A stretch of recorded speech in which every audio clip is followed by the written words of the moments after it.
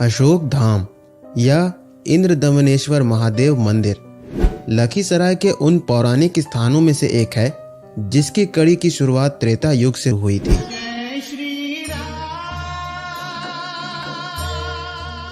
राजा इंद्रदमनेश्वर द्वारा स्थापित यहाँ का शिवलिंग भगवान राम द्वारा तब पूजा गया था जब वे पदार्पण के लिए श्रृंगी ऋषि में अपनी ज्येष्ठ बहन शांता के यहाँ जा रहे थे। और दूसरा उल्लेख मिलता है द्वापर युग के समय का, जब भगवान श्री कृष्ण के पूर्वज ययाति के वंशज कृमि द्वारा यहाँ कृमिला नगरी बसाई गई थी और इस मंदिर का पुनर्प्रतिष्ठा कराया गया था। उस समय यह क्षेत्र 3 नदियों का संगम तट हुआ करती थी, जिसमें गंगा, हरोहर और क्यूल नदियां शामिल थीं। तब से लेकर आज तक यहाँ कई भूगोलिक परिवर्तन हुए, जिस वजह से यहाँ का स्थान खिसक कर सूर्यगढ़ा क्षेत्र पहुंच गया। जिसे आज हम अशोक धाम से जानते हैं, उसे कभी चौकी ग्राम कहा जाता था और यह पूरा इलाका ही एक समय में धार्मिक स्थल हुआ करती थी, जिसे आक्रमण के समय ध्वस्त कर दिया गया। बीतते समय ने इस इलाके को भूगर्भ में समा लिया, पर फिर 20वीं शताब्दी में इस शिवलिंग का पुनर्प्रकाट्य हुआ, जब बालक अशोक यहीं के गांव में रहते थे और सतघरवा खेलते वक्त जब उन्होंने गड्ढा किया तो शिवलिंग का अंश दिखा। उन्होंने तुरंत गांव वालों को बताया और तब जाकर स्थानीय लोग और पुरातत्व विभाग ने मिलकर यहाँ की खुदाई की और सभी पौराणिक मूर्तियों को बाहर निकाला। ये जो भोले बाबा देख रहे हैं, ये 7/4/77 में निकले हैं। उसके बाद सतघरवा खेल रहे थे, उसी में खुदाई किए तो बाबा का दर्शन हुआ। उसके बाद अगल बगल में आदमी थे, उनसे कहे, कोदार खंती लेके आए। गांव मोहल्ला हुआ, गांव से आदमी जुट गया, कोरने खाने जैसे लग गया, जैसे देख रहे भोले बाबा को सही निकले। उसके बाद कमेटी गठन हुआ, उसके बाद मंदिर चालू हुआ 2002 से।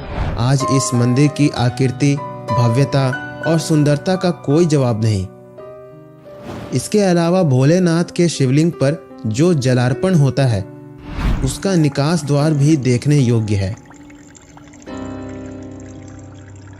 भोलेनाथ के इस भव्य मंदिर के उत्तर की ओर बैठे हैं नंदी महाराज, जो आपकी इच्छा को भोलेनाथ तक पहुंचा सकते हैं।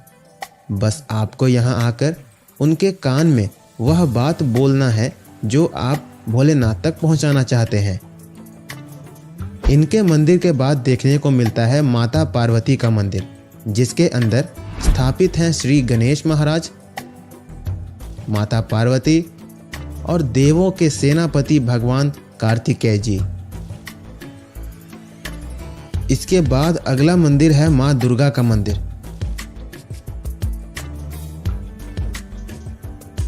जिनके ठीक बगल में स्थापित है वो पौराणिक मूर्तियां जो खुदाई में निकाली गई थीं।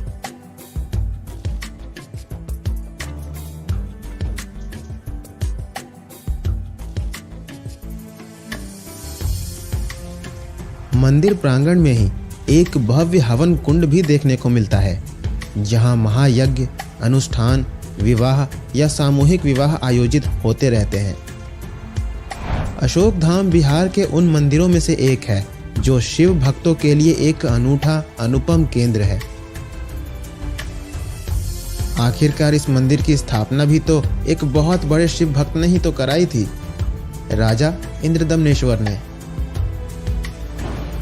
आइए अब आपको ले चलते हैं मंदिर की सैर पर और आपको दिखाते हैं कि यहाँ आपको क्या क्या देखने को मिलता है। सबसे पहले आप यहाँ आते ही देखेंगे बालूराम कनोडिया का स्मृति द्वार, जहाँ से करीब 250 मीटर अंदर आने के बाद आपको दिखाई देगा इंद्रदमनेश्वर महादेव मंदिर का प्रवेश द्वार। इसी प्रवेश द्वार के बाहर की ओर स्थापित है कई सारी दुकानें, जहाँ पूजा पाठ सामग्री मिलती है।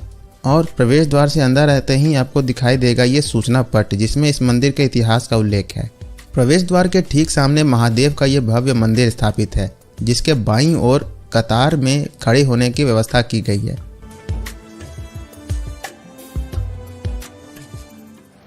आइए अब आपको ले चलते हैं महादेव के इस मंदिर के अंदर।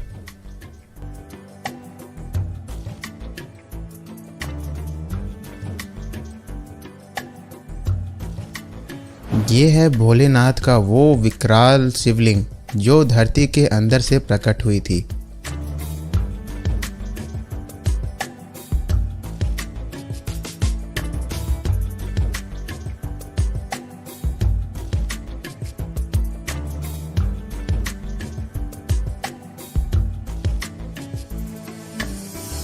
महादेव पे किया गया जलाभिषेक या दुग्धाभिषेक का निकास द्वार भी देखने योग्य है।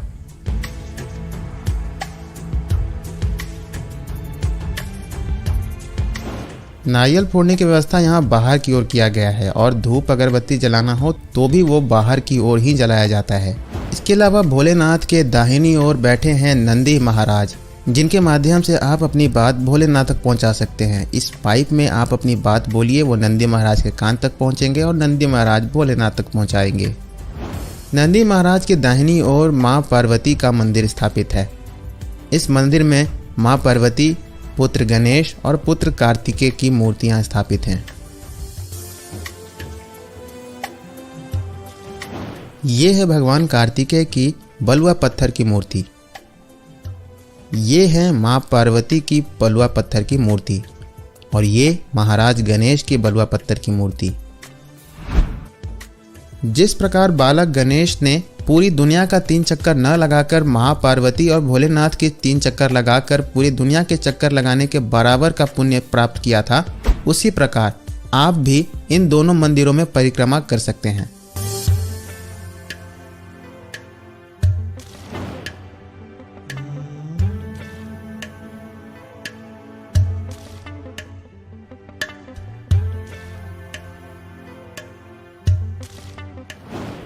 यह हवन कुंड इतना भव्य है कि यहाँ पर समय समय पर सामूहिक विवाह भी आयोजित होते रहते हैं।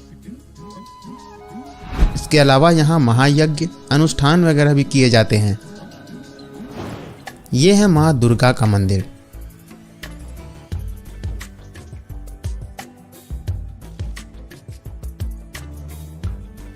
माँ दुर्गा के मंदिर के ठीक बगल में स्थापित है वो पौराणिक बलुआ पत्थर की मूर्तियां जो खुदाई में निकाली गई थीं।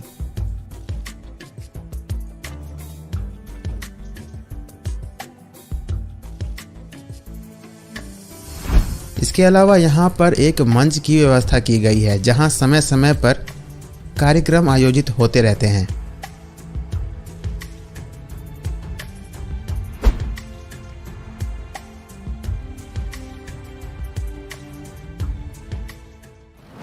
मंदिर खुलने का 4 बजे सुबह में और बंद होने का रात में 9 बजे, आरती का समय 7:30 बजे, शाम में सुबह में 4 बजे।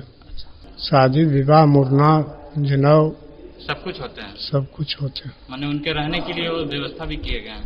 उसके लिए यात्री सेट बना हुआ है, अपना यात्री सेट में रहे, चाहे रूम लेकर रहे।